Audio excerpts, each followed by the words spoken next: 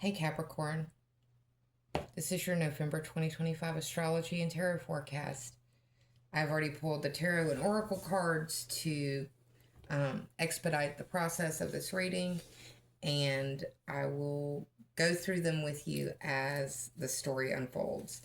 So, on the 4th of November, we have Mars, the planet of aggression, energy, accidents, the god of war, going into Sagittarius. This is your 12th house. The 12th house has a lot of focus um, with Mars and the Mercury retrograde that's going to be going on this month. It could be that you are dealing with some self sabotage. It could be that you're dealing with some self undoing. Could be that you're dealing with some secret enemies. Could also be that you're just dealing with a lot of insomnia or possible mental health struggles. On the 5th, we've got a 13-degree Taurus full moon in your 5th house. That's the house of your extracurriculars and recreation. It's the house of dating, romance, and love. It's where you fall in love. It's where the butterflies are. It's where your crafts and your passions and the things that you're devoted to are at as well.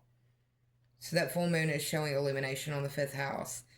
Some of y'all may be dealing with some romance issues, and it looks like by the cards and the astrology that it's going to be a quick, fast ding, but for some of you, it's going to sting pretty hard. On the 6th, we've got Venus moving into Scorpio. Venus is not necessarily happy in Scorpio. She would rather be in Taurus. But the 11th house, where Venus is in Scorpio, is the house of your social networking. This can be online or face-to-face. It could be that you're being a social butterfly, or it could be that you are the topic of discussion in those circles. On the 9th of the month, we've got Mercury going retrograde at 6 degrees Sagittarius in your 12th house. This is the hidden house. It's the house of addiction, self-undoing, hidden enemies. I like to think of it as restlessness or sleeplessness, but it can also speak to mental health struggles or issues. On the 11th, we've got Jupiter going retrograde at 25 degrees Cancer, which is opposite you in your 7th house. This is dealing with your relationships with other people, and this is the forward-facing relationships that you deal with on a pretty daily or regular basis. I would say this would be more like coworkers, but it can be people that you have actual relationships with, friendships, or love relationships. Because this is a general reading, it could fall under any of those. On the 12th of the month, we've got Mercury retrograde conjunct Mars at 6 degrees of Sagittarius in your 12th house. And just picture Mercury retrograde giving Mars a kiss, or Mars running up and giving Mercury retrograde a piggyback ride, because they're that close, they're touching, and you're going to feel the amplification of those two energies together. The fact that it's in your 12th house indicates to me that you are going to be feeling it in ways that other people aren't, and dealing with it in ways that other people aren't, and it's going to be more secretive and hidden and quiet for you than it would be other people. On the 20th of the month, we've got a 28-degree new moon in Scorpio. This is your 11th house. That's that social networking, face-to-face, online networks. Good time for you to plant seeds in wanting to do collaboration projects that will come to their fullness around Taurus season, and that's when the Scorpio full moon would be. On the 21st of the month, we've got Mercury retrograde conjoined Lilith at 26 degrees of Scorpio in your 11th house. The tea will be piping hot. The question is, are you serving or are you the topic of discussion? I also see the Epstein files being back in the news around that time. On the 22nd, we've got the sun moving into Sagittarius. This is the 12th house, and this is again addiction, self-undoing, secrecy, secret enemies, hidden things, places hard for you to see. On the 25th, I've got Mercury retrograde conjoining Venus at 22 degrees Scorpio. I'm about to cough, hang on. I'm sorry. And in my notes, I ask who died because 22 degrees in degree theory is associated with a kill or be killed degree. It could be speaking to the death of someone. I'm assuming it will be a female because of the Venusian energy, but it could also just be a really loved or respected public figure. Come back and let me know what's going on. On the 29th of the month, we've got Mercury going direct at 20 degrees of Scorpio. This is your 11th house. It will not clear, Mercury will not clear its shadow until December 17th. So if you're making any big ticket purchase items, I would, especially online because of that 11th house connotation, I would say that you need to get a receipt. You need to know the return policy if there is one. You need to get the insurance if you can afford it, because Mercury going retrograde, especially if you're buying like technological items or big ticket items, it could go left a little bit, and you want to know that you're okay without having to hold the bag. Finally, on the 30th, we've got Venus going into Sagittarius. This is the 12th house. With Mars moving in there at the beginning of the month and Venus going in there at the end of the month, I hope and pray for you that by the end of November, you are able to get some rest and some sleep and some respite from whatever it is that has been dogging your mentals so much that you've been on social media. I hope that you are able to find some peace when Venus moves in. And if not, maybe it's some really steamy, sultry dreams, right? So I'm going to transition to the tarot and oracle card portion of the reading, where the first card that I pulled for you is the Four of Cups, water sign energy, Cancer, Scorpio, Pisces. This Four of Cups is, in my opinion, the spoiled brat card. There are three very serviceable, probably very full cups, but this little brat wants something else that isn't there, hasn't manifested yet, isn't theirs to have. It's not grounded in reality, and therefore they're spending more time hoping and wishing and thinking and praying for something that isn't there when it's surrounded by things that are there, and it's just not utilizing what's in front of it. Second card, Knight of Wands. This is fire sign energy, Aries, Leo, Sagittarius. Fast, quick paced energy, moving quickly because of the horse. I always see the wands as a phallic sign. Because you've got that full moon in the 5th house, you may be getting some spicy pictures, or you may be sending some spicy pictures. Whatever it is, make sure that you're doing yourself a service and making sure that you're sending it to one person. Make sure that it's not going to everybody in your phone. Make sure you're not emailing stuff to people that maybe are going to be pissed off if they're reading what you're saying about them in this email. Because that 11th house, it's like the 11th house paired with Mercury going retrograde just seems like putting everybody on an email that should have just been one person, talking shit in a text message, and instead of sending it to the person that you wanted it to go to, it goes to the person that you're talking shit about. Just be careful in your communications. Third card that fell for you is the Two of Wands. And this is the should I stay or should I go card. Literally standing between two wands that looks like a doorway. His hand is on one, almost like there is a favored of the two. Other hand is on the globe. It's traditionally associated with like travel and waiting for one ship to come in kind of thing. Don't be pining online for people, and don't be internet stalking people during the Mercury retrograde. Okay, Capricorn. The card on the bottom was the Page of Cups, and this is an immature water sign. This is Cancer, Scorpio, or Pisces. I say immature because the Page is canonically younger than the Knight. He's not on a horse. They're not letting him drive just yet.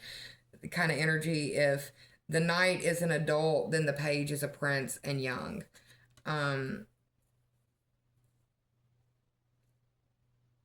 I feel like there's Pisces energy attached because there's a fish coming out of the cup in the Page of Cups. But, and Pisces also is associated with the 12th house. So some of y'all may have Pisces energy in your chart. Some of y'all may be dealing with a Pisces. But it doesn't have to be. There's a big grand trine in the water signs until the end of the year. So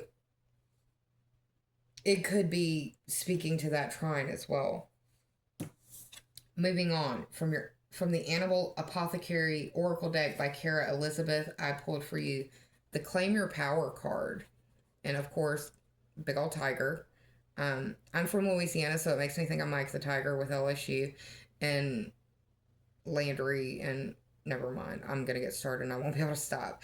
Uh, the Claim Your Power card deals with tigers. Hello, but respect your boundaries. And what I mean by that is to overcome your fears and doubts and even yourself. You've got to respect boundaries. If you were to come across a tiger that wasn't in a cage, you would want some boundaries. Um, Understand that right now, enough is enough. And that whatever illusion that you may be under, now is the time to snap out of it and get yourself in gear like a tiger is staring you down. And another message from this, the Claim Your Power Oracle card, is that the tigress isn't a victim of circumstance, and neither are you. So the second Oracle card that I pulled for you is from the Sacred Rebels Oracle deck by Alana Fairchild, and this is the number 15 card in the deck. It is Big Bold Vision. The Big Bold Vision card is asking that you trust your heart and still your mind so that when you're led, that spirit can move you to act. It's time for you to strengthen your intuitive senses and your intuitive nature. A lot of third eye imagery and symbolism up here. And in strengthening your intuitive muscles and in trusting your gut to listen to your heart when your nerves are calm, then you will be able to hear spirit telling you it's time to move, it's time to act, it's time to do. And it takes you being bold to follow what spirit asks you to do. The last card that I pulled for you in this Oracle deck trilogy from the Psychic Tarot Oracle deck by John Holland is the Heartache and Loss card, the number 3 card. I feel like for some of you, this Mercury retrograde is going to be spent reflecting on heartache and loss. Heartache and loss that you either are experiencing now or have experienced in the past. The Heartache and Loss card is asking that the love that you are or have given to another needs to be redirected back at you right now. Almost like you are busy pouring into other people's cups and they're not pouring into you. You also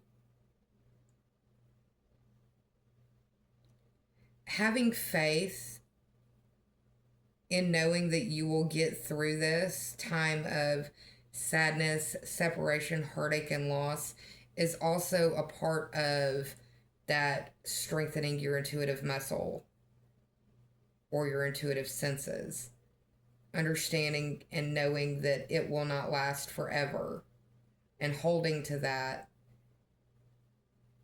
reaffirms it to you when you come out of it, if that makes sense.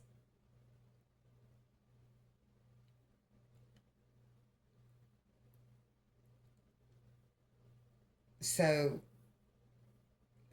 the Heartache and Loss card indicates that you need to be focusing on filling your own cup up before you worry about filling others, especially those that you've been filling that haven't returned the favor or service or courtesy.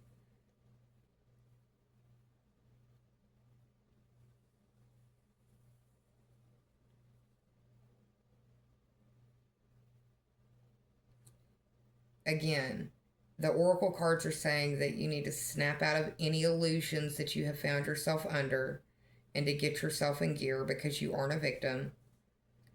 That you need to strengthen your intuitive nature and senses, because flexing those intuitive muscles will help you with the heartache and loss and the separation that you're dealing with right now. Spirit will send you signs that you are moving through it. You just have to have your eyes open to it. I'm sending you a lot of love, Capricorn. I do hope that you're well. Take care of yourself. Do your best to enjoy this holiday season. Don't let the sadness drag you down. Use it to shadow box against or with the spiritual and intuitive nature that is in you. I love you. I'll see you for December. Bye.